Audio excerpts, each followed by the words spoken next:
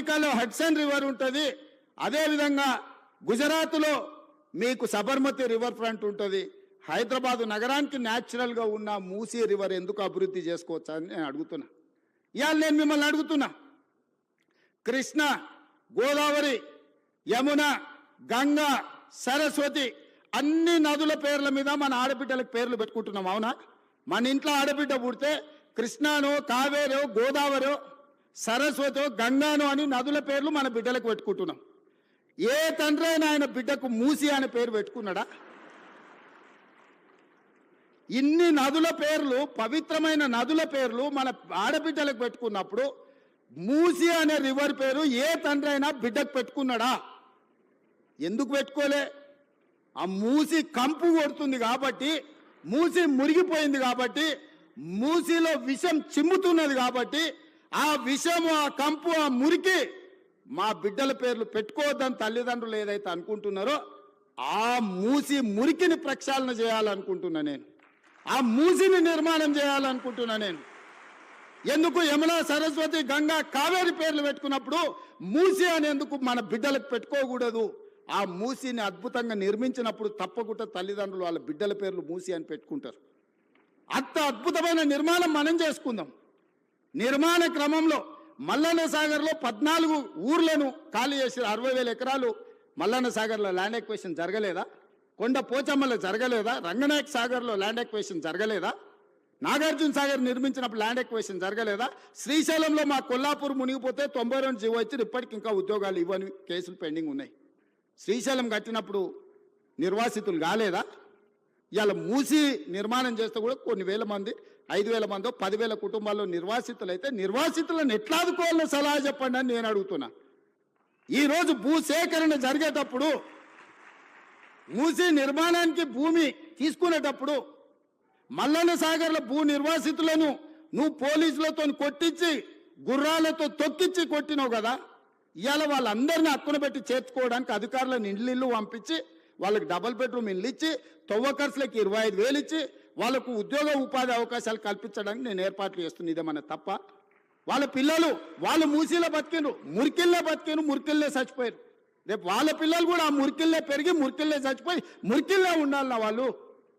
ఆ మూసీలు ఉన్న వాళ్ళకు మంచి జీవితం ఉండొద్దా? వాళ్ళ పిల్లలు చదువుకోవద్దా? వాళ్ళు బాగుపడొద్దా? వాళ్ళందరినీ బాగు చేసే బాధ్యత ప్రభుత్వం తీసుకుందామని నేను చెప్తున్నా. మూసీలో మొత్తం 10,000 కుటుంబాలు ఉన్నాయి. 6 నెలల నుంచి ఎన్యూమరేట్ చేపించిన 33 టీంలను పెట్టి ఇల్లు పోయి ప్రతి వాళ్ళ వివరాలు సేకరించి, ప్రతి వాళ్ళ ఆధార్ కార్డు తీసుకొని, ప్రతి కుటుంబం యొక్క వివరాలు 33 టీంలు 6 నెలల నుంచి ఇల్లు పోయి తిరిగి తీసుకొచ్చినాం. ఇప్పుడు అవేర్నెస్ ప్రోగ్రాంలో గోడ మీద మార్కింగ్ చేస్తున్నాం. ఇక్కడ వరకు మూసీ రివర్ బెడ్ ఉన్నది, ఆ పైన బఫర్ జోన్ ఉన్నది, ఇక్కడి వరకు వీటిని తొలగించాల్సి వస్తే మీకు నష్టపరిహారం ఇస్తామని చెప్పి మూసీలో గుడిసెలు వేసుకున్న వాళ్ళకి డబుల్ బెడ్రూమ్ ఇల్లు ఇచ్చి ఆత్మగౌరవంతో బతకడానికి తరలిస్తున్నాం. బఫర్ జోన్లో ఉన్న వాళ్ళని ఏ విధంగా ఆదుకోవాలనో ఆలోచన చేస్తున్నాం. ఇవాళ మీరందరూ సలహా ఇవ్వండి, వాళ్ళకి నష్టపరిహారం ఎట్లిద్దామో చెప్పండి. 1,00,000 కోట్లు కాళేశ్వరంలో కాలబెట్టినావు కదా, నువ్వు కట్టిన కాళేశ్వరం కూలి సచ్చింది కదా, 1,00,000 కోట్లు ఆడ పోసినావు. 5-10 వేల కోట్లు మూసీలో ఉన్న పేదోళ్లకు మంచి ఇండ్లు కట్టించి, మంచి పాఠశాలలు కట్టించి, ఆ పిల్లలకు మంచి ప్లే గ్రౌండ్ ఇచ్చి, మంచి విద్యను నేర్పిస్తే వాళ్ళు భవిష్యత్తుకి పునాదులు అవుతారు. వాళ్ళ బాగు కోసం కష్టపడతాం. ఆ పనిలో మీ ఇక్కడున్న ఇంజనీర్లు భాగస్వాములు గాండి అని చెప్పి నేను మిమ్మల్ని అడుగుతున్నా. వాళ్ళు మనోళ్ళే, నాకు తెలియదా? 20 ఏళ్ళు నేను కూడా పబ్లిక్ లైఫ్లో ఉండొచ్చిన. జిల్లా పరిషత్ మెంబర్ నుంచి ముఖ్యమంత్రి వరకు వచ్చిన. ఓసారి జడ్పీటీసీ, ఓసారి ఎమ్మెల్సీ, 2 సార్లు ఎమ్మెల్యే, ఓసారి ఎంపీ, ఈరోజు ముఖ్యమంత్రి. 20 ఏళ్ళు పేదోళ్ళ మధ్యలోనే తిరిగిన కదా, ఉన్నా కదా. పేదోడి దుఃఖం నాకు తెలియదా? ఇల్లు కూలితే ఎంత బాధ ఉంటుందో తెలియదా? వాళ్ళందరినీ ఎట్లా ఆదుకుందామో చెప్పండి, నష్టపరిహారం ఎట్లిద్దామో చెప్పండి. నువ్వు 7 లక్షల కోట్లు అప్పు చేసినావు, వాళ్ళ కోసం ఇంకో 10,000 కోట్లు ఎట్లయినా చేసి తీసుకొచ్చి వాళ్ళకి ఇద్దాం. మీరు మింగింది ఆపితే చాలు వాళ్ళకి ఇవ్వడానికి. ఏందుంది అందులో? 1000 ఎకరాల ఫామ్ హౌస్ ఉంది, 2 కోట్లు 3 కోట్లు ఎకరం ఉంది. అలా 2-3 వేల కోట్లు నువ్వు పండుకునే కానే ఉంది కదా కేసీఆర్. నీ పార్టీ ఆఫీస్ ఖాతాలో 1,500 కోట్లు ఉన్నాయి. నువ్వు పార్టీ పెట్టినా 15 రూపాయలు లేవు నీ దగ్గర. 1,500 కోట్లు నీ ఖాతాలకు పైసలు వచ్చినాయి. ఎట్లా వచ్చినాయి? ఈ పేదోళ్ళ త్యాగం కాదా? వాళ్ళు ప్రభుత్వం నుంచి, ప్రభుత్వ ఖజానా నుంచి అవసరమైతే ఒక 10,000 కోట్లు ఖర్చు అయినా వాళ్ళని ఒక మంచి అపార్ట్మెంట్స్ కట్టించి గవర్నమెంట్ ల్యాండ్లో వాళ్ళకి మంచి ఒక కాలనీ కట్టించి వాళ్ళందరినీ అక్కడికి తరలించి అక్కడ ఒక హాస్పిటల్, ఒక పాఠశాల, ఒక ఐటీఐ, ఒక జూనియర్ కాలేజు, అవసరమైతే ఒక ఇంజనీరింగ్ కాలేజ్ కట్టించి వాళ్ళకు ఒక మంచి భవిష్యత్తు ఇద్దాం. సలహా ఇవ్వండి. చదువుకోలేదా, అమెరికాలో పోయి చదువు వచ్చిన అంటాడు సన్నాసి. ఆ పిల్లలు చదువుకోనికే దారి చూపించే తెలియదా? ఈటల రాజేందర్ గారు అందులో ఇంకా ఆయనకు అంగి మారింది కానీ వాసన అయితే మారినట్టుగా అనిపిస్తలేదు. నాకు కొంచెం గౌరవం ఉండే, ఎందుకంటే ఇట్లాంటి దాంట్లో కొంచెం కలిసి వస్తాడేమని. ముందు రోజు హరీష్ కేటీఆర్ మాట్లాడితే తెల్లారి అదే జిరాక్ తీసుకొచ్చి రాజేందర్ అన్న చదువుతున్నాడు. కనీసం భాషనైనా మార్చుకో రాజేందర్ అన్న. నువ్వు అందులో ఉండొచ్చినావు అని ఇంత బానిసత్వం వాళ్ళకు చూపించాల్సిన అవసరం లేదు. ఎందుకంటే నువ్వు కష్టాలలో ఉన్నప్పుడు వాళ్ళు నిన్ను మెడలోటి దొబ్బినప్పుడు తెలంగాణ సమాజం నీ పక్కన నించున్నది. వాళ్ళ పక్కన నించోకు, దొంగల పక్కన, తెలంగాణ ప్రజల పక్కన నించో. ఇవాళ నేను ఢిల్లీకి పోతున్నారా, రేపు మోడీ దగ్గరకు పోదాం. సబర్మతి రివర్ ఫ్రంట్లో 64,000 కుటుంబాలను బయటకు పంపించిండు ఆయన. 40 లక్షల కోట్ల రూపాయల బడ్జెట్ ఉందో, 25,000 కోట్ల రూపాయలు మూసీ రివర్ డెవలప్మెంట్ ఫ్రంట్కి అడుగుదాం మోడీ గారిని. ఎందుకేడు మోడీ గారు మనకు? మనం పన్ను కడతలేమా? సికింద్రాబాద్ నువ్వే గెలుస్తువి, చేవెళ్ళ నువ్వే గెలుస్తువి, మల్కాజ్గిరి నువ్వే గెలుస్తువి, మెదక్ నువ్వే గెలుస్తువి, అన్నీ మీరే గెలుస్తారు. మరి మీకు బాధ్యత లేదో 10,000, 20,000, 25,000 కోట్లు మోడీ దగ్గర ఇప్పించడానికే? నేను ఎందుకు చెప్తున్నా బాధ్యత రహితంగా కొంతమంది ఏం చేసినా తప్పు పట్టాలి, కాళ్ళలో కట్టె పెట్టాలి. ఒక్కటే కార్యక్రమం, మేము ఇన్ని రోజులు దోసుకున్నాం, వీడి పైసలు పెట్టి పనిచేస్తే తెలంగాణ బాగుపడితే వాళ్ళ దోపిడీ కొట్టొచ్చినట్టు కళ్ళకు కనిపిస్తుంది. 100 ఏళ్ల గురించి నేను చెప్పిన, సాగర్ గురించి లేకపోతే శ్రీశైలం గురించి 10 ఏళ్ళు వీలు కట్టినవి చెప్పిన.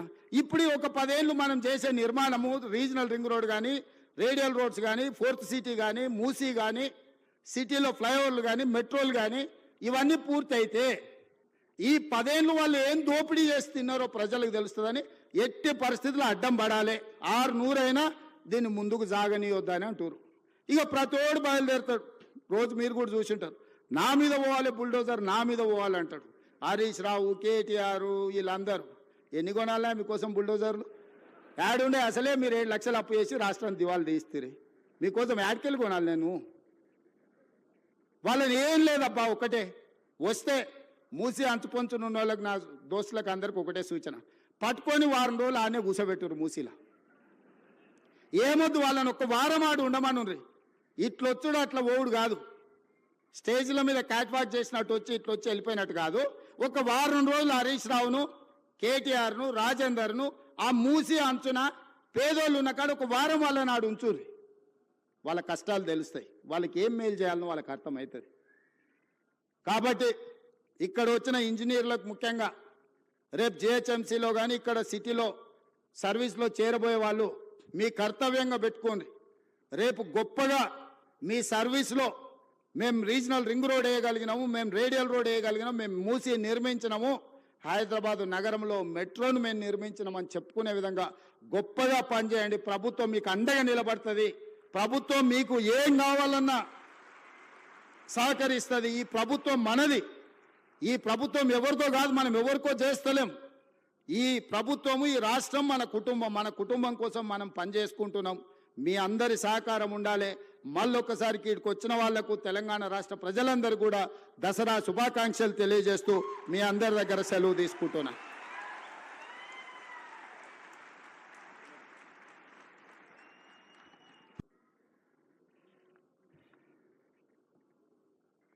మిత్రులారా,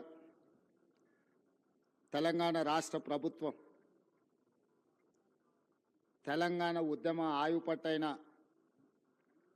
నిరుద్యోగ సమస్యను పరిష్కరించే కార్యక్రమంలో భాగంగా ఈరోజు వివిధ శాఖలకు సంబంధించి